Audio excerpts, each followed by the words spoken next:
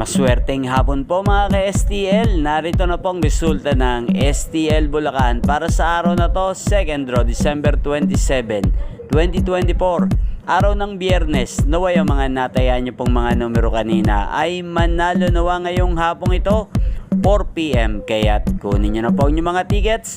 Narito na pong resulta. Ang mga numerong nanalo sa STL Bulacan ngayong hapong ito, December 27, 2024, 4 PM, second draw result, 39 at 14 in exact order. Sa lahat po ng tumaya kanina sa STL Bulacan para second draw ng 39 at 14, congrats po sa inyo, panalo po kayo. At ngayong hapong ito sa STL Bulacan, atin pong i-shout out si Kuya Jimwell. Kuya Jimwell ng Bulacan, shoutout po sa iyo. Naway nasa mabuti ka pong kalagayan. At ang mga tinataya mo mga numero sa Bulacan, sana ay manalo na po ngayong hapong ito.